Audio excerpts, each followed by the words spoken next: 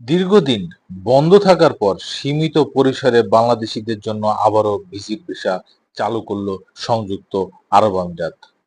দুদেশের মধ্যে টেকসই কূটনৈতিক যোগাযোগের পর বাংলাদেশিদের জন্য আবারও ভিসা দিতে সম্মতি হয়েছে দেশটি।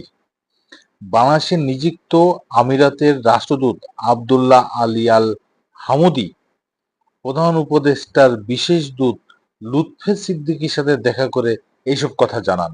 But inshallah, বৈঠকে very ভিসা soon, সুবিধা, next year, inshallah, বিনিয়োগ hopefully. সহযোগিতা সহ বিভিন্ন বিষয়ে আলোচনা হয়। রাষ্ট্রদূত জানান, ঢাকায় নিযুক্ত আরব আমিরাতের যে দূতাবাস আছে সেখান থেকে প্রতিদিন ৩০ থেকে ৫০টি ভিজিট ভিসা দেওয়া হচ্ছে। পাশাপাশি ব্যবসায়িক প্রতিনিধি দলের জন্য গ্রুপ ভিসা প্রসেসিং দ্রুত করা হচ্ছে বলেও জানান আবদুল্লাহ আল হামুদি, যা দুদেশের জনগণের মধ্যে